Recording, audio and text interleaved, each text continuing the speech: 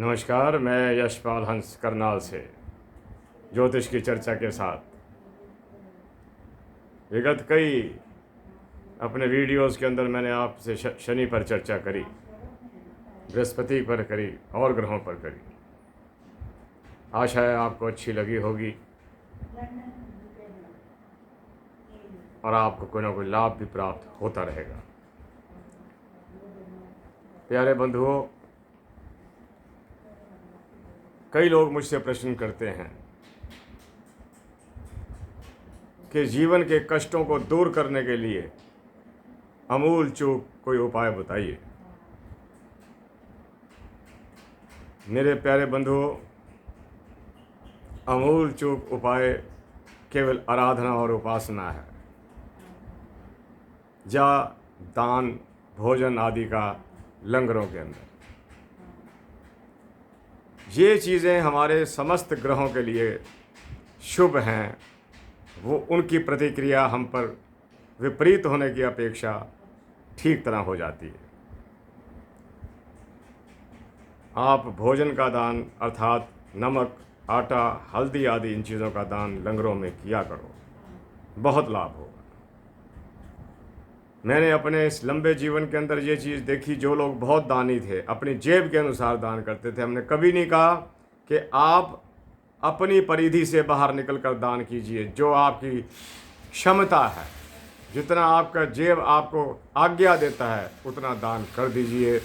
आटा नहीं दे सकते, नमक दीजिए, सबके मुंह को लगेगा।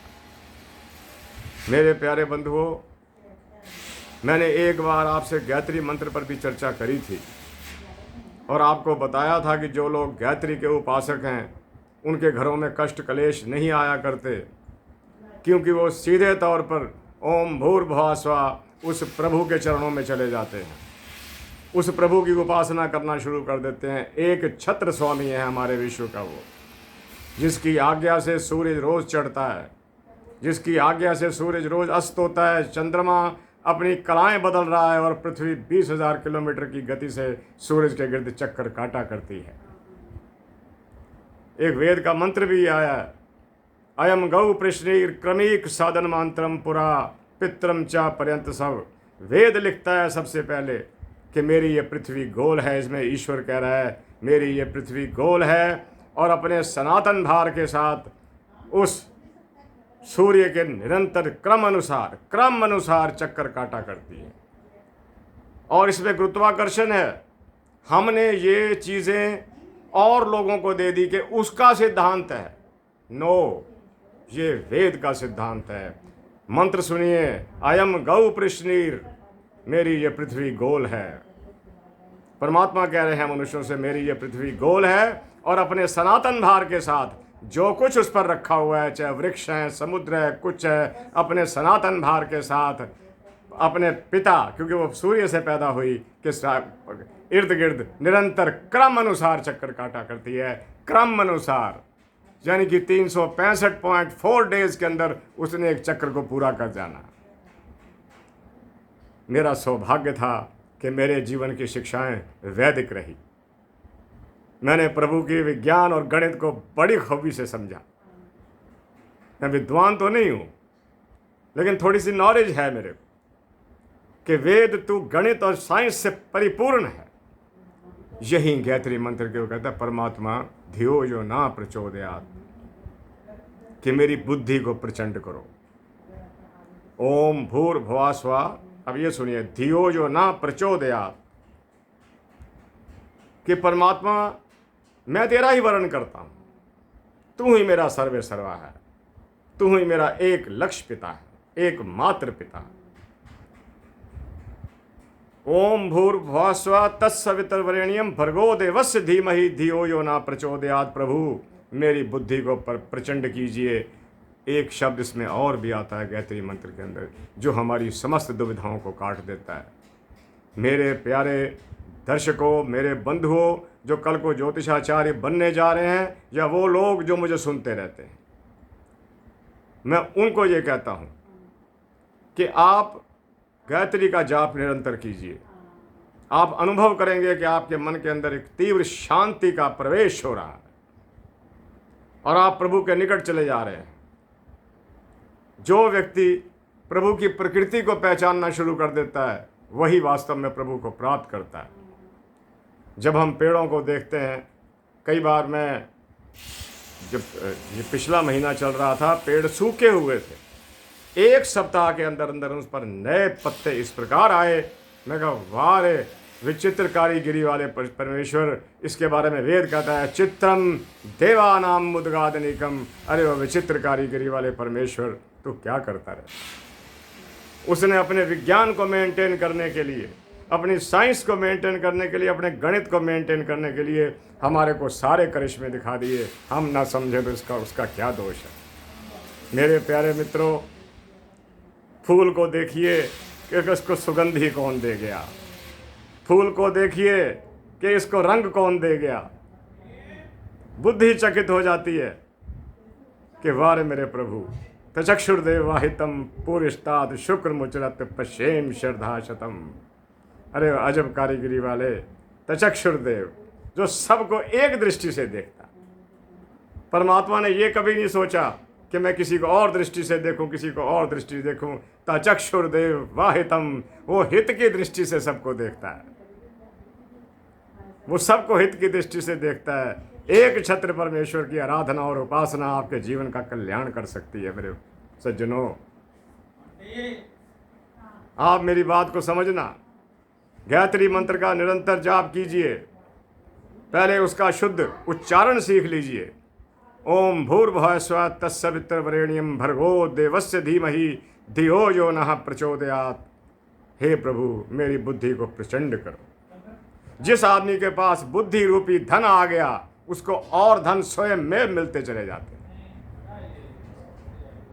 आज मैं ज्योतिष के विषय से थोड़ा दूर हो गया, सीधा वेदों की ओर आया, जो कि मेरा एक बहुत बड़ा विषय रहा जीवन का। इस लंबे जीवन के अंतरकाल के अंदर वेद मेरा उद्देश्य था कि इसके मंत्रों को रट ले, याद कर ले। ये तेरे जीवन का उद्धार करेंगे। और वास्तव में मैं वेद के परम रचनाकार प्रभु परमेश्वर का बड़ा आभारी हूँ। 4 हमारे वेद तो एक ही है, उसके 4 भाग हैं। ऋग्वेद, यजुर्वेद, अथर्ववेद और सामवेद। इन चारों को उसने 4 ऋषियों से लिखवा, जिनका नाम वायु, अग्नि, आदित्य और अंगिरा था। ऐसा इतिहास वर्णित करता है। इन चारों को उन्होंने सबसे श्रेष्ठतम आत्मा मानते हुए इनसे इन 4 वेदों को लिखवाया। मेरे बंधुओं, अगर आप वास्तव के अंदर एक सुखी जीवन चाहते हो तो गायत्री मंत्र का जाप शुरू कर दीजिए। मंत्र तो बहुत हैं, वेद भरा हुआ है। जब कोई बच्चा भटक जाता है अपने मार्ग से कुमार्ग की ओर चला जाता है, तो हम लोग जो समाज में सेवा के रूप में खड़े हुए हैं, कोई कार्य हो हम हाजिर हैं, हमसे आप परामर्श कर सकते हैं। एक मंत्र आता है वेद का, प्रार्थना के मंत्रों में उसका पहला वर्णन है, विश्वानि देव सवित्र दुरितानि परासुव। परमात्मा, सारे दुर्गुणों का नाश कीजिए। हे परमेश्वर, समस्त दुर्गुणों का नाश कीजिए और जो कल्याणकारी गुण, कर्म, पदार्थ और स्वभाव हैं, ये हमें प्राप्त कीजिए। कल्याणकारी गुण, कर्म, पदार्थ और स्वभाव। कल्याणकारी गुण, कर्म, पदार्थ और स्वभाव। जिसका स्वभाव ही कल्याणकारी नहीं है, जो दूसरों पर आक्षेप कर रहा है, प्रभु उसका कल्याण कहाँ करने जा रहे हैं। उनकी विचारधारा, ईश्वर की विचारधारा, ईश्वर कहते हैं मैं निरंतर कर्म करता हूँ, रोज सूर्य को चढ़ाता हूँ, तुम्हें जल देता हूँ, वर्षाएं मेरी आज्ञा के अनुसार हो रही हैं, फसलें मेरी आज्ञा के अनुसार है। जिस प्रकार मैं कर्म करता हूँ, मेरे मनुष्यों तुम भी कर्म करो। यही बात भगवान कृष्ण ने गीता में कही है, कर्म कर मनुष्य, तू कर्म कर, फल देना मेरा काम है। मेरे बंधुओं, आज का चैप्टर तो बिल्कुल एक कथावाचक वाला हो गया। आप मुझे सुनिए। विश्वानि देव, ये 2-3 मंत्र अगर रोज घर में बोल दिए जाएं, विश्वानि देव सवितर दुरितानि परासुव, यद भद्रम, जो तेरे को अच्छा लगे, तन्नास वो मुझे दे परमात्मा। मैं अपनी कोई मांग नहीं रखता, जो तेरे को अच्छा लगे प्रभु वो मुझे देना। यद भद्रम तन्नास हो। एक मंत्र जो आप बोल लेते हैं वो अपना स्वास्थ्य के लिए, इस पर मैं कभी पूर्ण चर्चा करूंगा। आप समय बढ़ता जा रहा है, 11 मिनट हो गए हैं मुझे बोलते हुए। उस मंत्र पर मैं फिर चर्चा करूंगा। आज मैंने गायत्री मंत्र पर और विश्वानी देव पर आपसे जिक्र किया।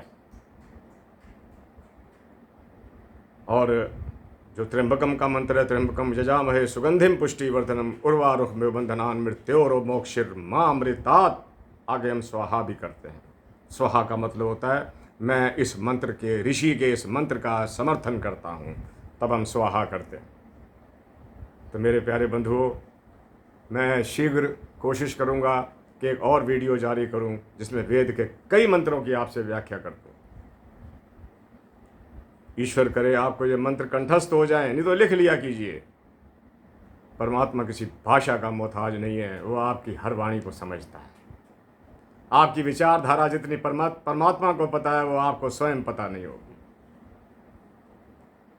तो मैंने आज गायत्री पर चर्चा करी।